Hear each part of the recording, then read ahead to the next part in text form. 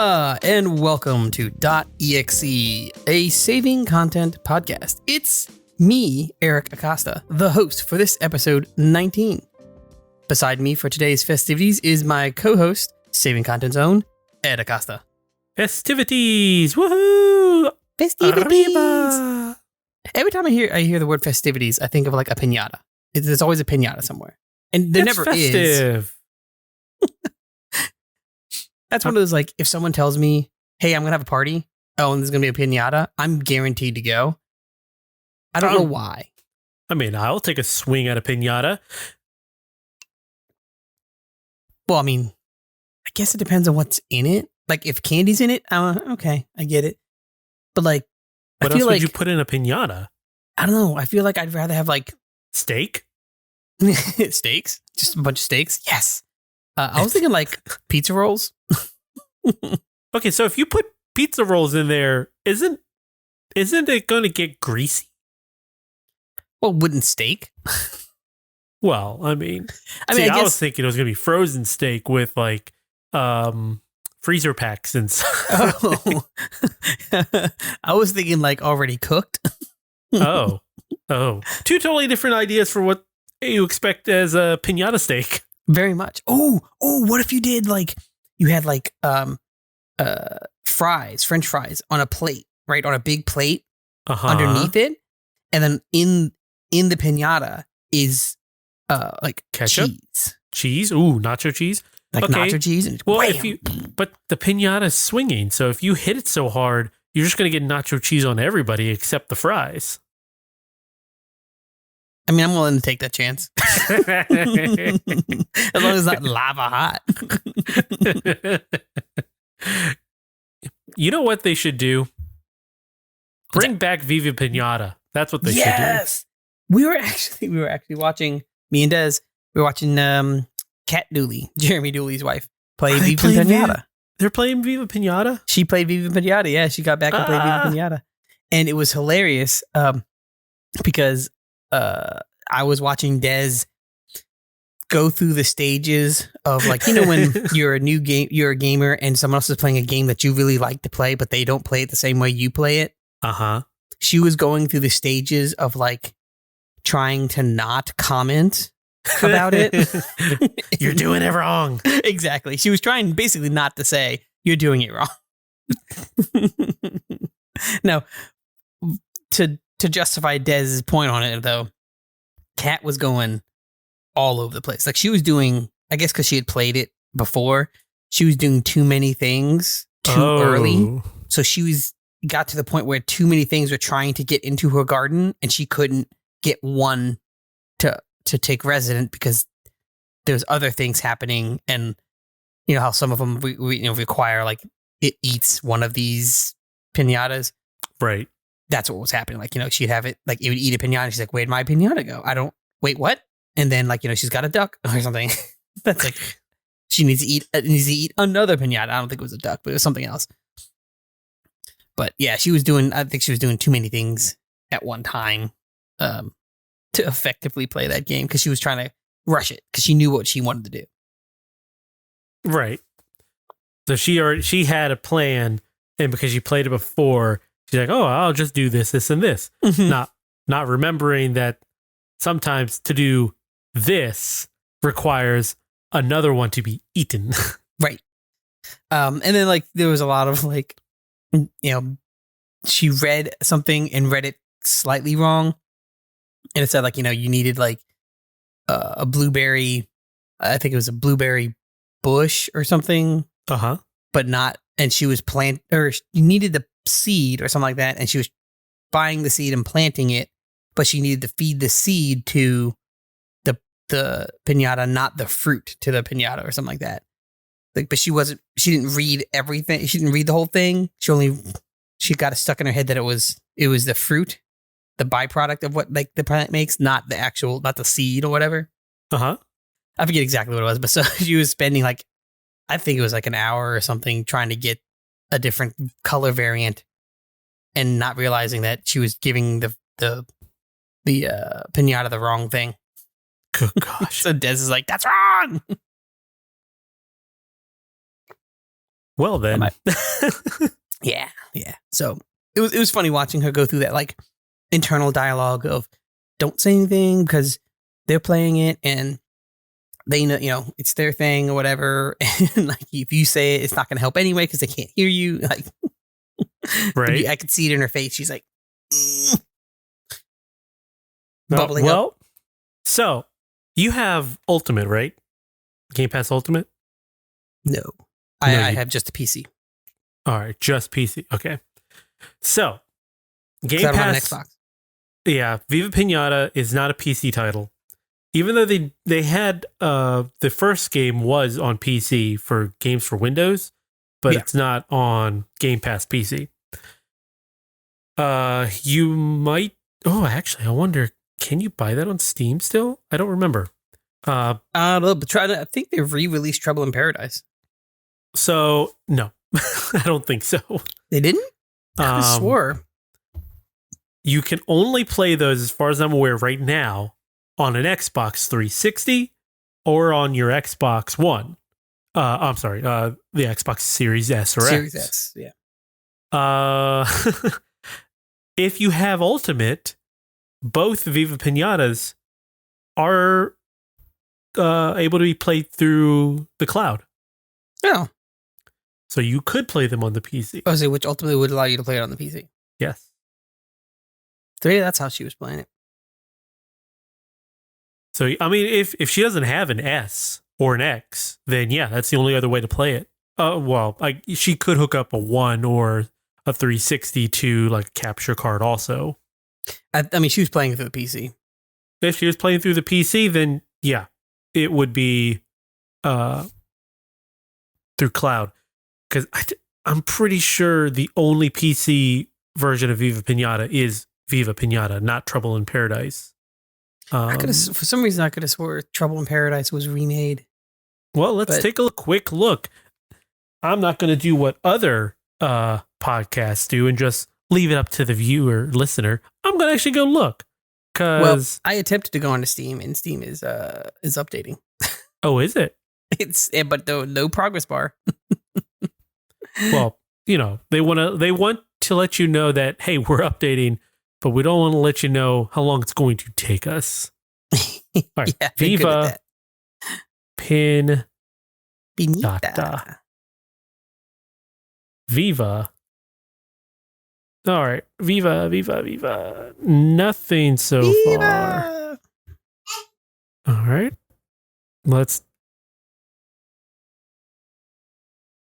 Yeah, it is not on Steam. It has been delisted if it was ever on Steam. Well, I mean, I found it a fun game. I don't know if I would want a remake, like a remaster or a new game. Uh-huh.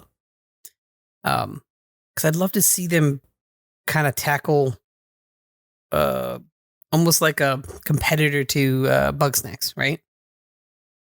Kind of. I mean, so Bugsnax took the Viva Piñata formula, but yeah, it is different.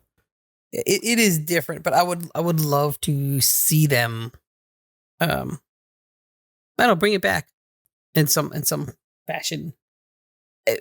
But back as that garden kind of thing.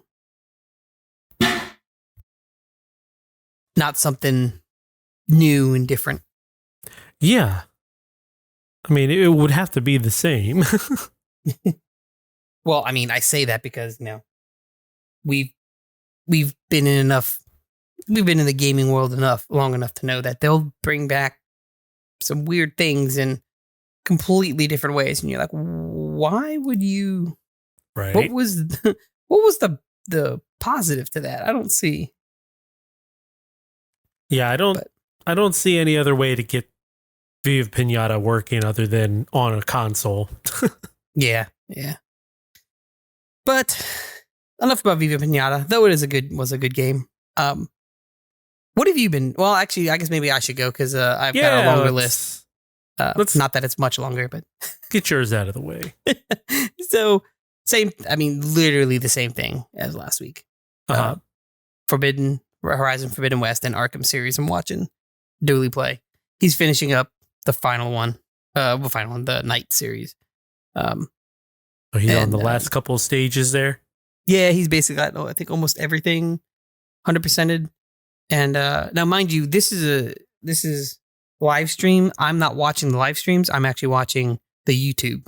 And these are probably what Twitch would call the VODs. Yeah. They're probably like 3 weeks. Let's see here. Published on May 20th. So that's when this final video. So it's older. But other than that, I also want, again, Horizon Forbidden West. The game is fun. I'm at the point now where I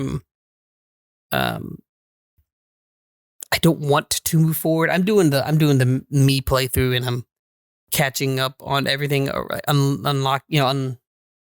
Unshadowing or unfogging, defogging the world, and finding everything that I possibly can until they're forcing me to move the story. Right. So that's what I'm doing there. And then dance recital video editing. I mean, yes, that's going to be a process. That's going to be a while. Yeah. Well, I mean, and so right now I'm still timing everything. Timing up all the videos. So that way when Des does the cutting, she doesn't have to worry about them being on time. She can just look at it and cut and go from there. And then that'll work. Yep. Makes it easier. Yeah. So that's been what I've been playing. What about you? I haven't been doing much. The only thing I have played is a new game this week. And the reason why this podcast is going up later in the day than normal, and that is Teenage Mutant Ninja Turtles Shredder's Revenge. Yes, you were telling me about this. This is quite a fun game. It takes what you expect out of the beat 'em up formula, especially with the turtle style, and just gives you more of that. It is very 80s Turtles, 80s 90s Turtles. It looks really good. Like they go full. Well, I guess they go whole hog on the 80s TV show, the cartoon. So like it's got a bunch of cameo characters in there. There are like villains that you don't expect to fight, but then there are ones that's like, oh yeah, I totally know you. I don't want to spoil any surprises in there, but there are a few that are like, oh, how did okay. Yeah. They weren't in this show, but I'm here for it. So it has an overworld similar to like a Mario, where it has the stages laid out in like a map.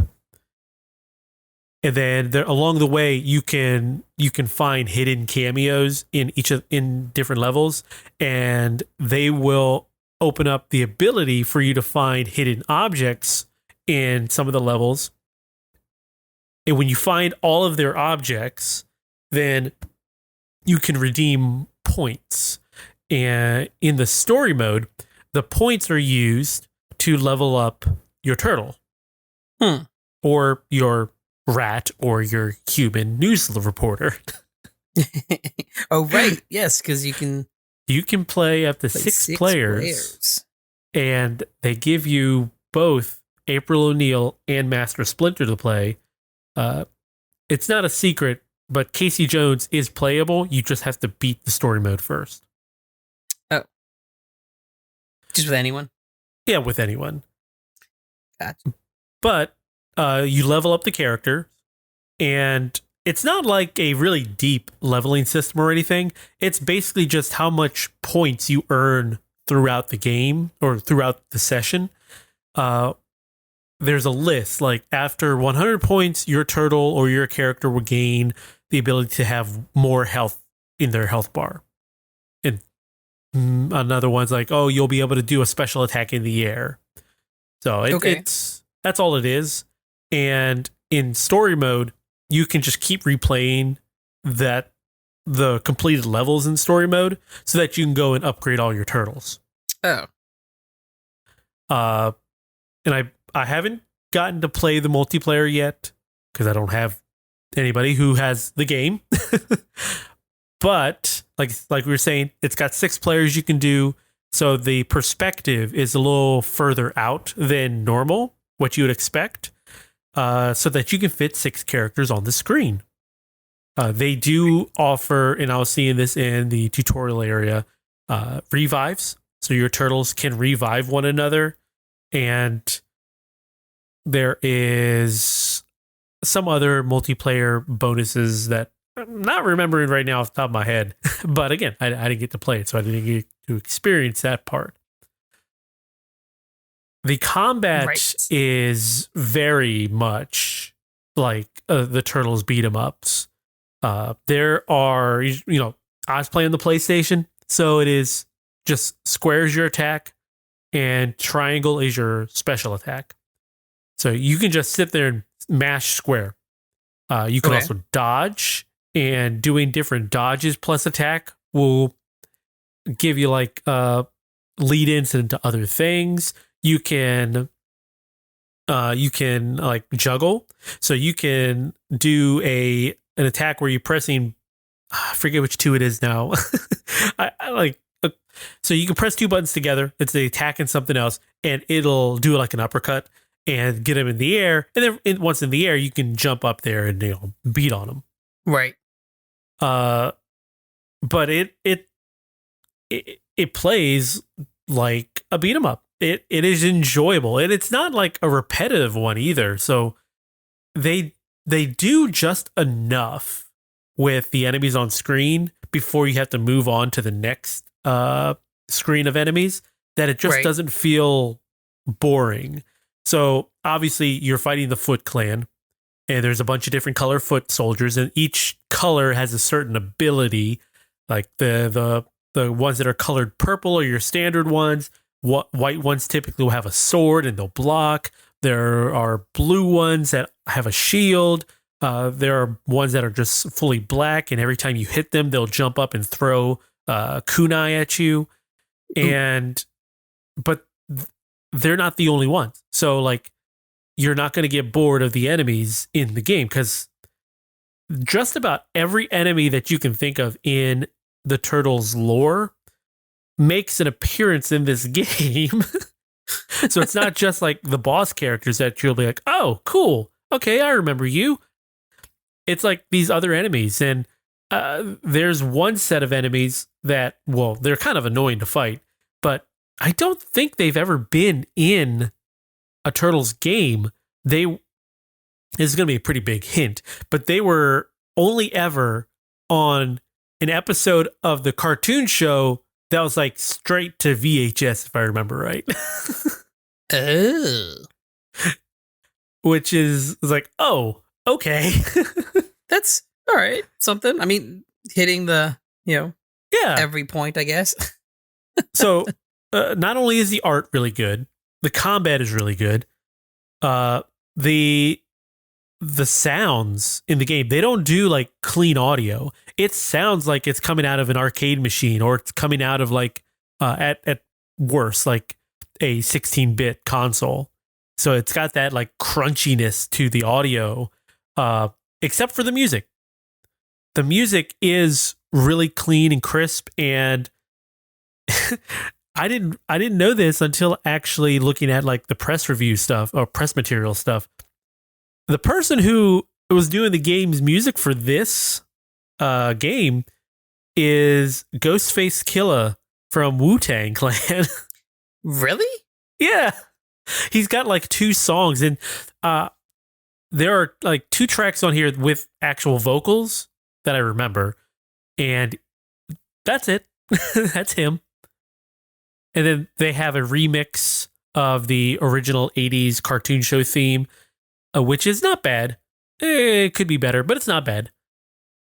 Then they have the voice cast from the cartoon show, all the same characters, as long as they're still alive, are making an appearance in the game. So all the turtles are voiced by their respective people. Cam Clark is Leonardo, and you've got Rob Paulson as Raphael. I forget the name of the characters for Donnie and Michelangelo, but I didn't. You know what? Now that I think about it, I didn't check to see if April and Splinter were. I don't recall April's voice being the same, so maybe that one is different. But Bebop and Rocksteady, both voiced by actually one of the guys who did the Turtles anyway, so he lends his voice for them also. The only person I definitely know of who's not the same is Shredder, because rest in peace, gentleman who did his voice. Uncle Phil. Yeah. Came with the guy's actual name, yeah. He passed away, so he's no longer with us. So, the voice cast is good. The audio is great. The combat is great. The visuals are awesome. This is a really good version of one of these games. And if you have any sort of nostalgia for Turtles, if you like beat 'em ups, or if you just want to have a good fun time playing multiplayer, this is well worth the price of admission. When I was watching some of the videos that that they were showing, it looked good. And then you were talking about it, and I'm like, it sounds good. Yeah. Oh, yeah. So, once this game is actually out in the public to be, played, we should totally get yourself and the kids to jump in, because this would be fun. Bonus is that it is day one Game Pass. So I don't know if it's on Game Pass PC. That I didn't see, but it's definitely Game Pass console, and it is on Switch. It's on PlayStation. So it's on Steam. So it is in multiple places, but definitely well worth to play. It gets a Ed seal of approval. Ed seal of approval. So now you're gonna have to make that. I could.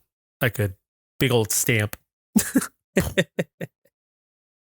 Well, so I completely forgot. I downloaded the Nickelodeon All-Star. Oh, yes. That is on PlayStation Plus this week. Yeah. Or month. Or was. It was, I guess last month or whatever. And it's actually not a bad Smash clone. I'm not a big Smash fan. Right. But it's, I was playing a little bit with Maris, and Keegan played with Maris, and Jamie played with Maris, and we were having a little bit of fun. It's definitely one of those 20, 30-minute game, and then I'm done. Well, yeah, it's a Smash Brothers, so yeah. But like I said, if you like Smash, but you're not hardcore into Smash, that's a pretty solid game. Hopefully it does well enough that they'll add more DLC. Because they added Garfield, I think. Yeah. And I can't remember the girl from the robot from My Life as a Teenage Robot. Yeah, or whatever. I'm familiar with the character. Not much though. Yeah, not much on the show. I know of the character. They're adding voice acting to that game. I think there's already voice acting. Oh, so then it's already been added. Yeah, because because that's reminding me of, because the shredder that they have in there is the cartoon shredder. Well, I think you got to be a little more specific. So the I guess the 80s cartoon shredder. Okay. Yeah, the one that Phil voiced. Yes. And I didn't even look. I should have looked it up, but I forgot to. But that voice that they use sounds so similar to another voice. I don't remember it. When I heard it, I was like, James Avery. so we can stop calling him Uncle Phil. It's James Avery. James Avery. Okay. James Avery, yeah. But that voice sounded like, I've heard it somewhere else. And I don't remember, like I couldn't put my name on it. Put my finger on who it was. Let's see here. Let me Google it. Right. Jim Cummings? I mean, if it's Jim Cummings does a He's lot. pretty. Yeah. He probably most well known for Eeyore. Eeyore? He was Eeyore? I believe he's Eeyore. Really? Yeah. He also he's done some Transformers. He's done some like G.I. Joe, I think. Jim Cummings. Yeah, Jim Cummings. All right, let's see.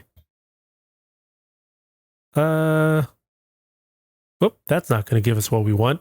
There we go. IMDb. That'll give us what we want. But yeah, he's done a lot of voice. Like he's up there with other voice artists with just the amount of vocal talents he's lended his voice to. Oh wow. Also, IMDb is taking forever to load here. So yep, mine too. So I've gone ahead and not cared about it anymore.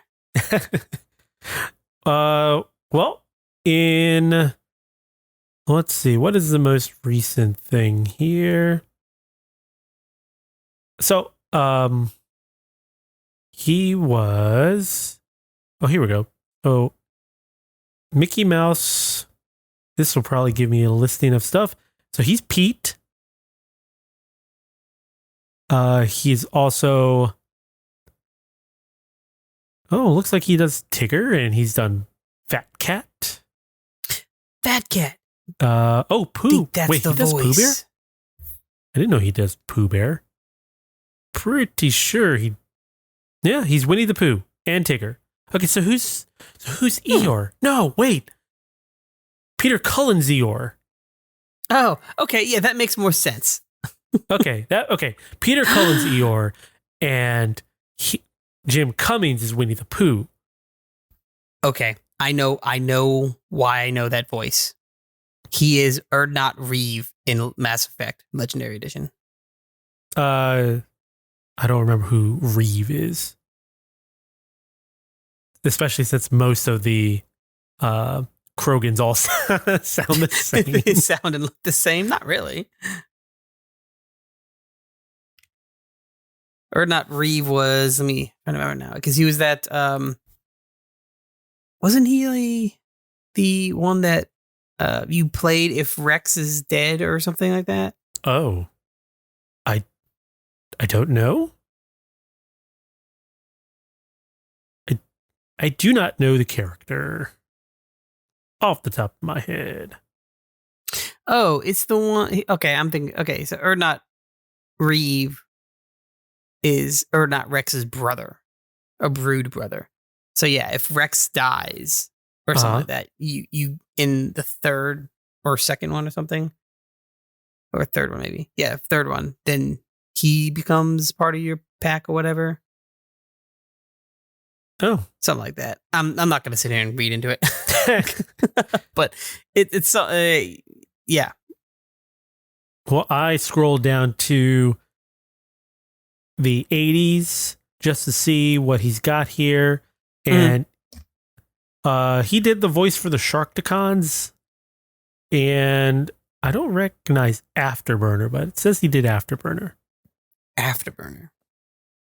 That doesn't sound familiar at all. Yeah. But yeah, that is his credits. And then like I said, he was Fat Cat in Chippendale. And then a bunch of like just cameo roles or like ancillary stuff. Yeah. Looks like he also did Monterey Jack. Oh, I totally forgot about that. All right. Monterey Jack. But yeah, so I mean, he's a very prominent voice actor. So if you've probably heard him in something. Right. So, voice actors here's going to be a segue.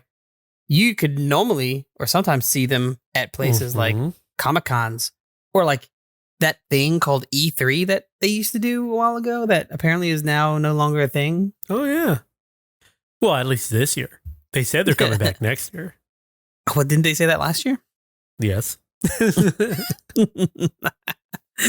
So, gaming showcases. Do we need them? Yearly gaming showcases, do we need them anymore? Right. So, I mean, the argument's been made that, with most companies being as online as they are now, is it really needed? They can just do their own little thing, and many have. So, like, Nintendo Directs are their own little mini, like, E3s or Summer Games Fest, if you want to go the newer route, where it's just them showcasing their own games. So, do they need a big collection of things to do that? Yeah. Because the argument usually on like a publisher or like the game maker side is that your message could get lost in a sea of others. So you have a game that you want to promote. Why would you want to promote it on the same day as other high profile games and have yours just get ignored? Right. I can certainly see that being hey, not realizing that someone else's, a AAA title is announcing something at the same time or roughly the same day as yours. You're going to be like, okay, well, my, indie developed game idea, which is great, is not Assassin's Creed or is not, something huge like that. Yeah. So like on the, the publisher and the developer side, it is the strict act of just showing off your game. You can do elsewhere. You can do, on your own time, on your own schedule, whatever fits best for your PR department. Right. On the consumer side, those shows are definitely something to look forward to. Right. Because you do get all these games. I've seen it referred to as like a gamer's Super Bowl. You get everybody together for this one big hurrah once a year, and everybody's showing off everything that is coming out. Like the hype that builds for the commercials in the Super Bowl. You've got hype that's being built around different games that are releasing, and then seeing the trailers and, finding out all the cool stuff that's coming out unexpectedly. Yeah, I mean, I get it. My reservation is like you've got kind of three different parties that talk about it. So you have your consumer, you've got your developers and publishers, and you've got your I don't want to say media, but like those in the gaming world, but they're not developing games or they're covering games. Yeah, covering games or they're programmers, but they're not a developer, right? So like they're not that bigger person. They're the one making the coding or doing the coding or whatever. So you have like I see it as you have three different viewpoints. When it comes to like the coverage media and those that are in the gaming world as a job, right? Those E3 events and things I think are they're a boon, right? So they're very positive in the general sense for them. Yeah. Because it's all about communication. It's all about if you're physically going, right? Not the online ones, but if you're physically going to them, it's that like, meet and greet, that meeting new people, showing ideas, talking about things. Yeah. That was actually going to be the next thing I was going to bring up after the media portion was, you have developers, hobnobbing with other developers, learning new things, getting tips and tricks from other people. But the big thing is networking.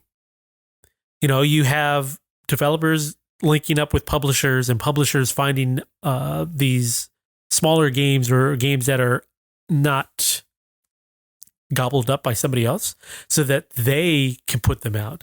So it's Right. the big thing about those conventions is the actual industry part of it.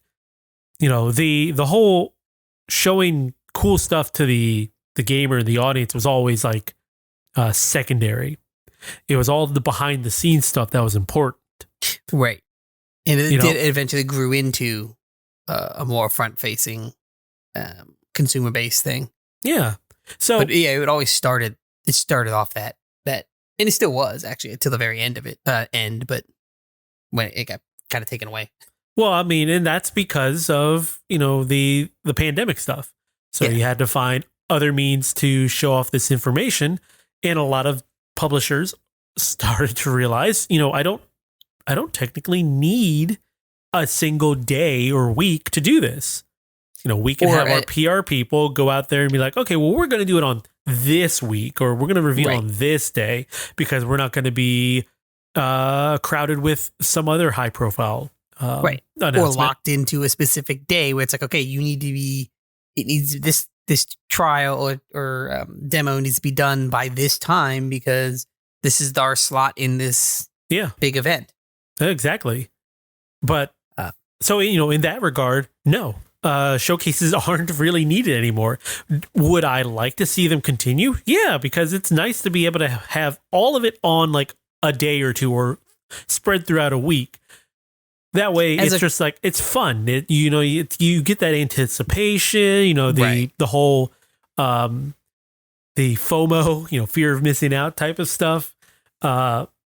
It's just cool to be able to be in that zeitgeist with everybody and be like, hey, did you hear about this? Oh, yeah, I heard about that. Man, it's so cool. On the other end, it's, it is not something that is actually needed. Because they can just go out there and just do it anytime they want. If EA wants to go out and give us more information on the next Mass Effect, they could do so in like September, right after Madden releases or whatever. They could just do it and set it aside. Or they have their own day. They have N7 day. They could give all that information off on November the 7th. So, I mean, they have that ability. Where I think showcases are really still needed is in that networking aspect, because you can only get so far through social media or through like contacts. It's that whole meeting with another person, meeting with another group, having your buddy who knows this other guy, going out and having dinner with them that night of E3 or Summer Games Fest, and meeting up with their buddy who works at this said publisher, and then forming that relation and then getting into contact with them and maybe having them publish your next game. So that stuff I feel is still definitely needed. And that's like the CES kind of thing, right? Yeah. Oh, exactly. Without meeting, like you can't, the majority of stuff that you see at CES, you can't virtually do. Like you can have a virtual presentation and that's great, but it's still just a presentation. So you're only presenting the information that you have. And when you're physically there, it's a lot easier to have questions and hands-on. Yeah. Of like being able to, here's a question that you did not foresee. Maybe it makes you think of something differently, right? So it's just that third aspect, that third dimension, that you don't get with a video call or online. Yeah, I mean, you can only see toast so many times before you actually have to be present and be like, okay, I want to actually press the button and see how it toasts. Right. Or get the smell or the feel. Right. Yeah, exactly. And I mean, that's a very odd analogy, but it's one that very much works. Well, yeah. And for CES, it's all the new, like unknown tech that is just, being shown out there. I make a joke about the toaster thing, but maybe there's a brand new way to toast your food that's not a toaster. Right. No. I mean, induction stoves and stuff like that a lot of that stuff came out of like these events, they really didn't just appear, right? They were shown at these these events. I think induction stuff was all done like at a event that wasn't CES, but it was more kitchen based. But sure, if there was not traction there, people not looking at it, it wouldn't have gone any further. Well, yeah, and that is the key to these types of showcases is being able to get eyes on the product. And when your product is hands-on, you kind of need the hands-on aspect. Right. Now, in both cases, the public part, give or take, because you don't really need the public part. You need to show investors, you need to show publishers, you need to show those who are actually going to get your product to market that this is a good idea. And then from there, you can do, separate things to get them in the hands of consumers to be like, hey, isn't this cool? Isn't this going to work out for your specific lifestyle? Or is this going to hit all your cool niches and you'll want to play it forever? Well, and I think that the event needs to happen, right? Yes. For the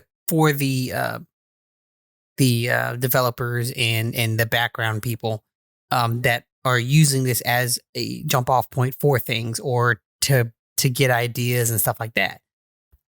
I don't think that event needs to be the consumer event, right? No. So E3, let's just go back to E3 is just that.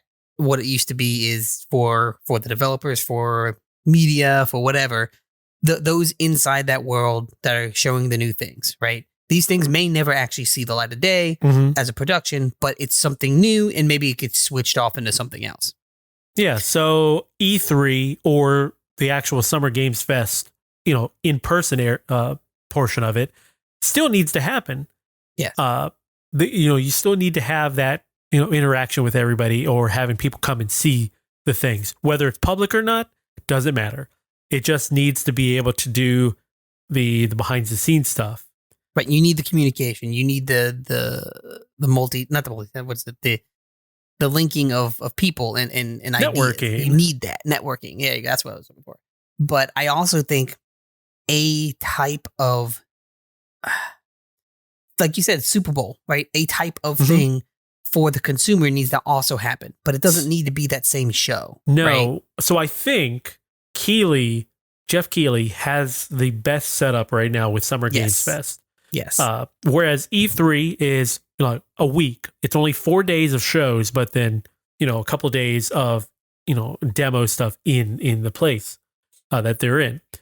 Keighley is doing a whole summer, a couple months. Now there is a show that only is like a couple days, and they do have, okay, well, we're going to have the Xbox showcase on this day, and we're going to have the Capcom showcase on this day, and we're going to have the actual Summer Games Fest show on this day.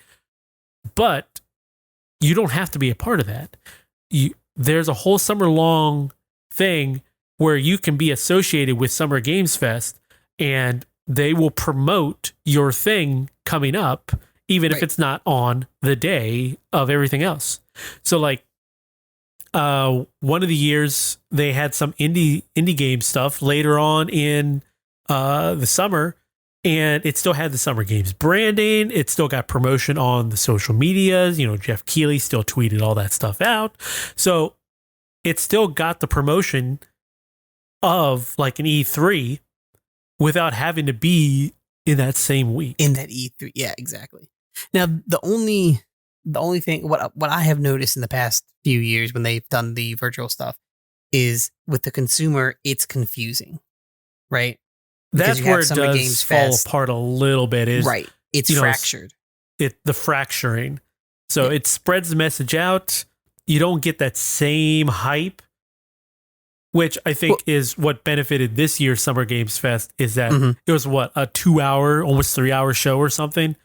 So they loaded it with stuff, even though there wasn't much in Keighley's own words. A lot of big things. Yeah. Keighley's own words was, temper your expectations.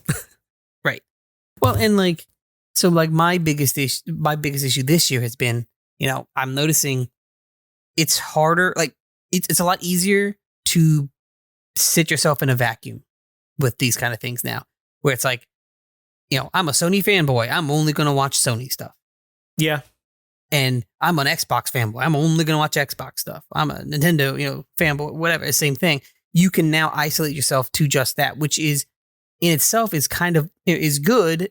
Well, I don't say good, is okay because it's like, this is what you like, but it is also eliminating the ability to see something else because you now can say, well, I'm locking myself into just this.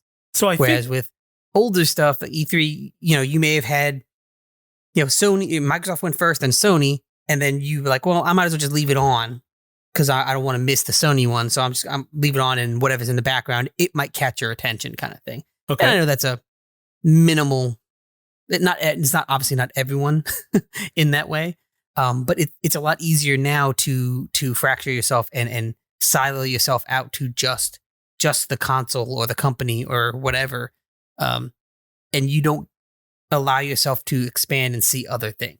So I think what helps with that scenario is streamers. And if you follow somebody that you really like their content and you like what they have to say regarding different games, maybe they're funny, maybe they're very insightful, maybe they know what they're talking about, they're experts. Just hearing them talk about a show, it might get you to actually watch said show. So maybe you are a Sony fanboy, but your favorite crew of people are now talking over the Xbox press conference. Well, maybe to hear what your favorite people are going to say, whether they dunk on it or not, you'll end up watching it. Well, the problem I see there is that also, your streamers and your Twitch streamers and YouTubers, they also allow for siloing very easily too. Yes, talking. That's a whole, but I think that's a whole separate thing from what we're talking about here, because in this regard, they are bringing a section of gaming to we'll just say a population of people who may not have watched it because they like following these creators. So in my scenario earlier, you have someone who only watches Sony stuff. If their favorite creator wasn't going to do a talk live over whatever press conference, they may have never looked at the Xbox One ever. Maybe caught like stories about it on news sites afterwards.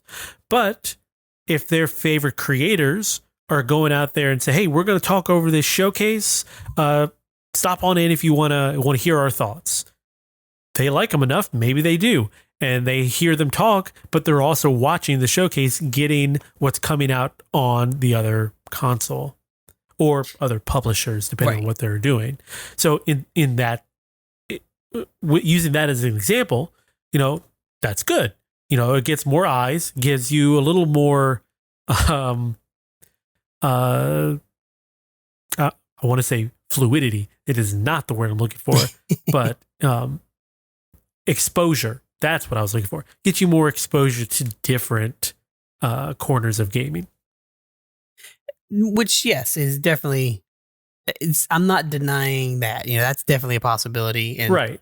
I'm just saying that in this scenario, the siloing of the content streamers isn't really something that is it doesn't go hand in hand.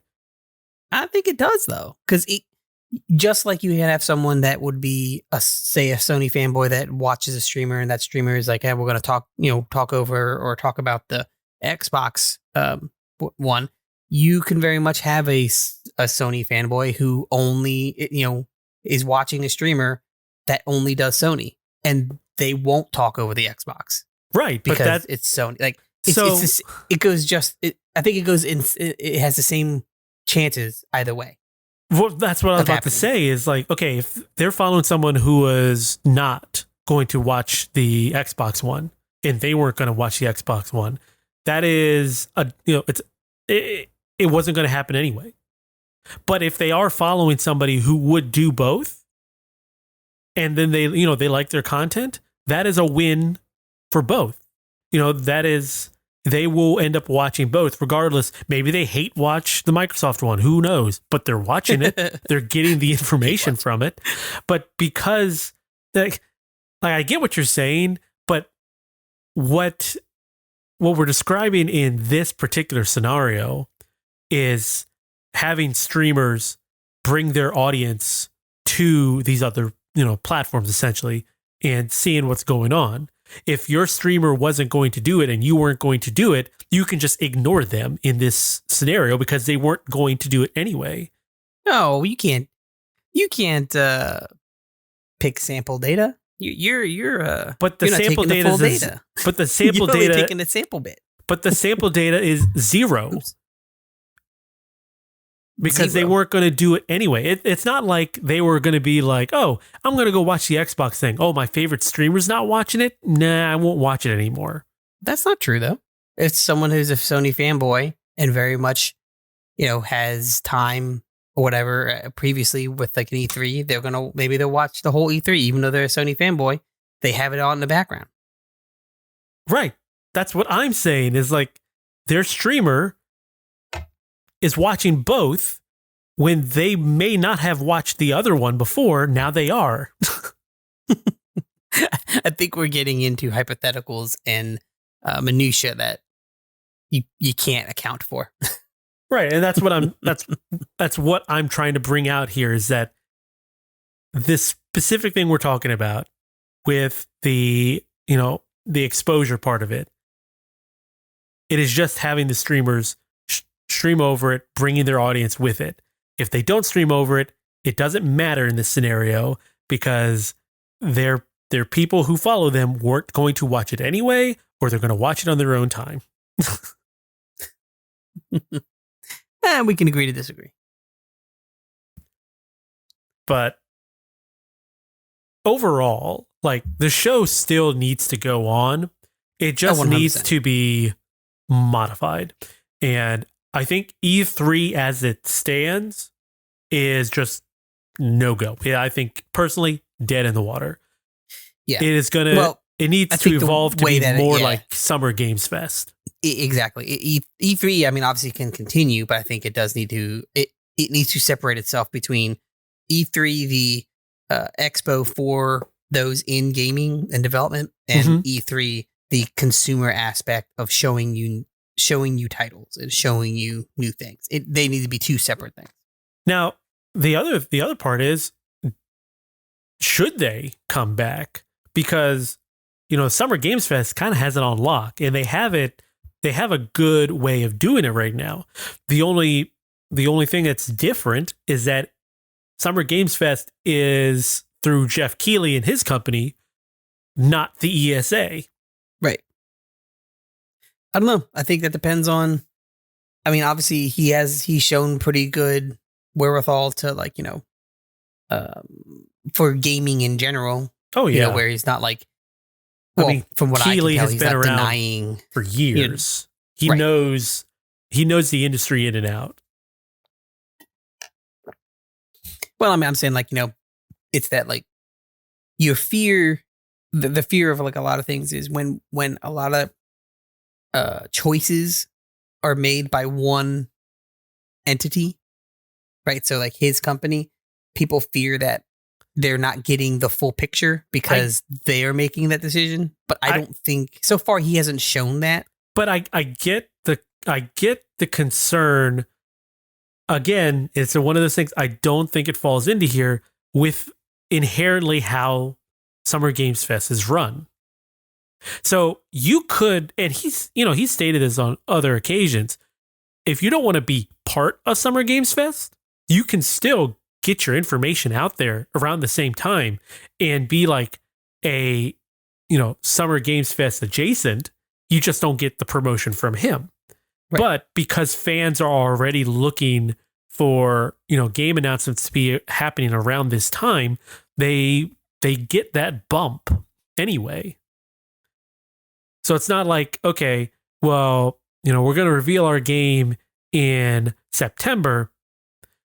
around Summer Games Fest, but we don't want to pay Keeley's company to, advertise that for us. Right.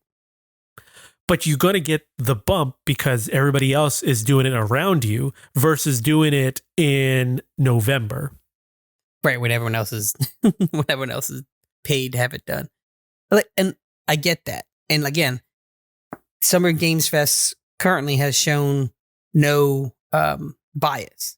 But no matter what you do, if you are a single entity, consumers will wonder, is there more that was not chosen? They haven't shown that, but it's inevitable that happens. I mean, that's not even like hyperbole.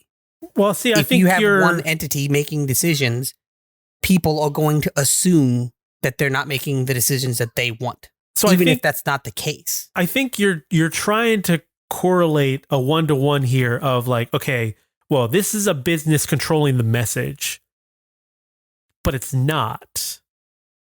Currently, it is not. Yes, but what I'm saying is, even if let's say if he takes seen that way, even if he takes full control and says, okay, well, only, and see that even me about to say this makes no sense. Like, he can't go out there and say, okay, during this month time, you can't make any announcements. You can't. Well, yes, they can. He certainly could.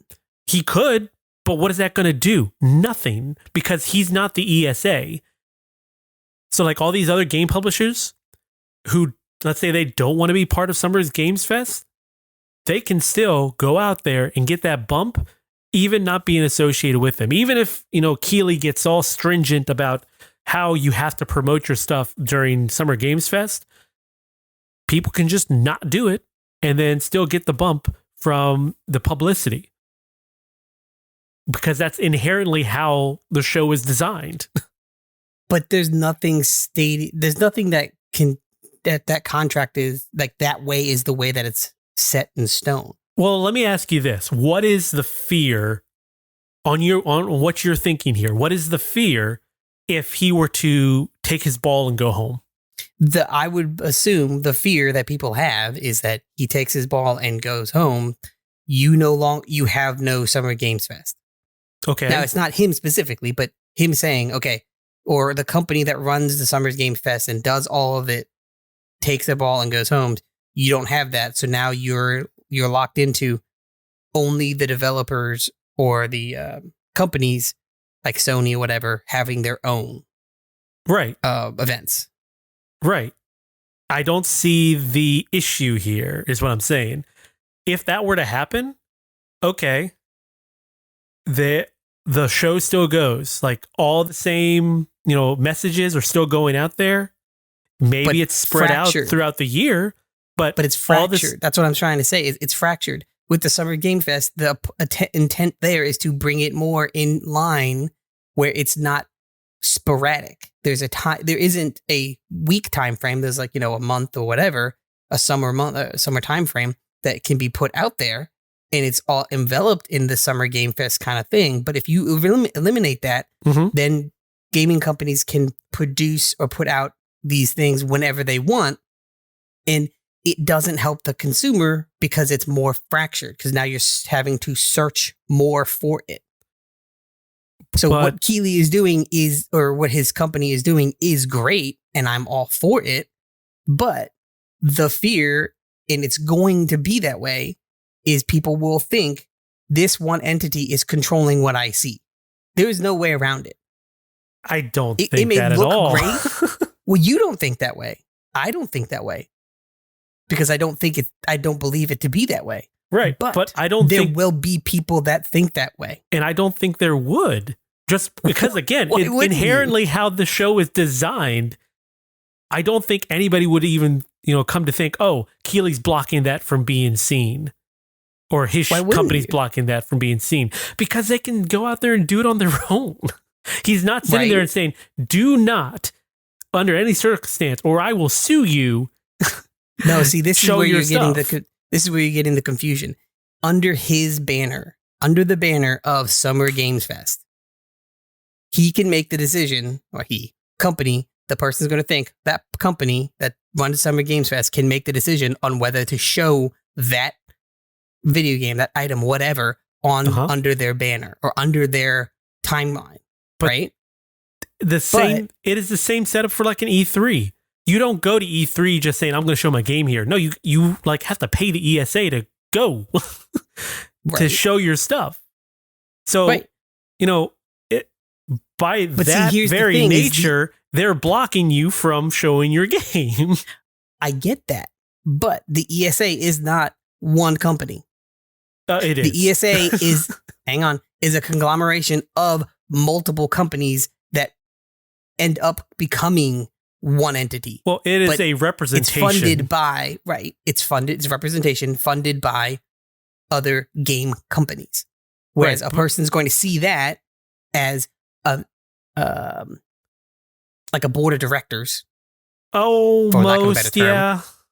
Of like, okay, there's a bunch of people, quote unquote, companies like Sony, whatever, EA, whatever, that are also putting their name in here to say, hey, these, it's not one person, one company with one ideal. It's multiple companies. Even though that's not really the case, because these are all big wigs, big head guys. That's not really how it's run. But to a common person, a more general person that maybe has very little idea of how E3 and the businesses are run, that's what they're going to see. Versus Jeff Keighley's Summer Game Fest, they see that as a single entity. One company, one person. It's going to look bad. Again, I think it's a great thing. I'm all for the Jeff Keighley Summer Game Fest because it works and it helps in the way that it is set up. Yes, it works as you say, but you can't deny the fact that there are going to be people out there that think this is being what they're getting is filtered. See, I know you say you can't, but I'm saying I can. I just think you are. Oh, I think you are reaching very far to be devil's advocate on that one. Like, I just don't think anybody would be like, yeah, he's doing this on purpose. He's blocking them. He's making it so that my game doesn't get attention. I don't think anybody would be like that. Again, just with how transparently the show is run. And I just by how they know of how E3 works, even if it was just the most basic, well, it's this company showing these games. Oh, not this company, but the ESA showing these games. If that's all they thought of E3, even then they would know that the company has to bring their games there. I think you're thinking too highly of people. And I think you're thinking, and I'm thinking you're the other direction. So I'm a pessimist and you're an optimist. Sure, we'll go with that. I'm a glass is half full kind of guy. Glass half full. I like to think I'm a realist. My glass is. I'm actually here. I'm an engineer. There's water in my glass. I was going to say I'm an engineer. You ask me how full is that? Is that glass half empty or half full? And I say that's a glass with liquid in it. Yeah, this glass has contents. It has contents. It has volume, and I cannot make a decision whether A or B. It is half full or half empty because I did not see either end. So it is there. This glass has stuff. It has matter. There are no measurements on this glass, so I cannot give you an accurate reading. It is not a beaker. It is not a graduated cylinder.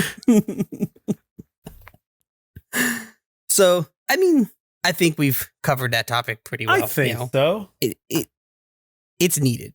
Yeah, the gaming showcases are needed. I just think they're needed in a different way now because technology has changed. Yes, and the way we consume our information has changed. So very much so. Much different than back in the day of just wishing you could go out to California to visit whatever convention center is, I forget off the top of my head, to be in there with all the game stuff. Now you can just watch it. I mean, I remember you and Dad would go to computer show and sale, right? to get just to get these crazy like out there like games, or like, you know, what the packs of like 30 floppy drives with whatever's on it.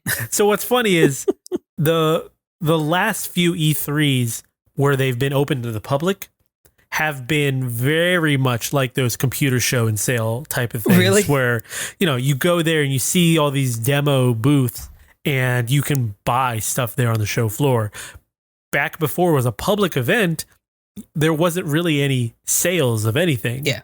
You couldn't really, unless you're buying something to eat. Food or drink, yeah. There was transfer of information is all it was. Yeah, transfer of information or free swag.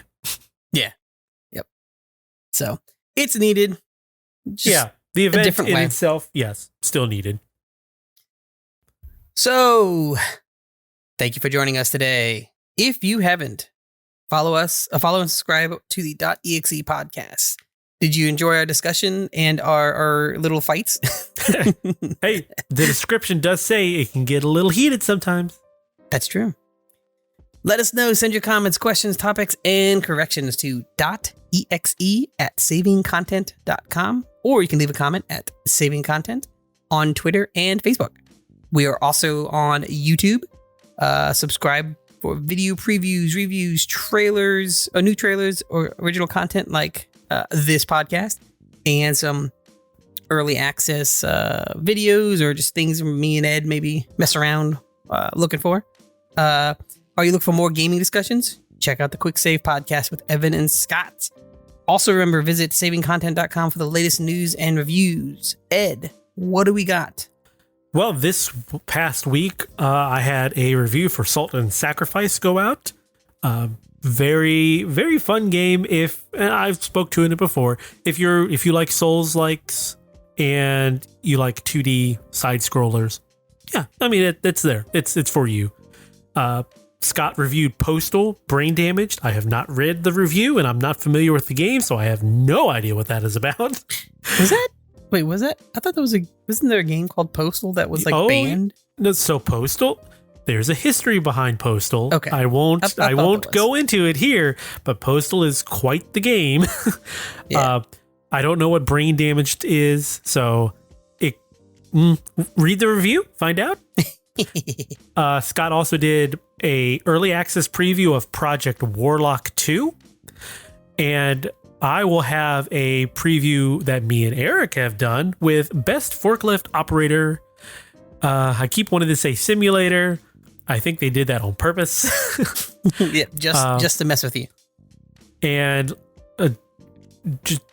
I will say, don't drink and drive.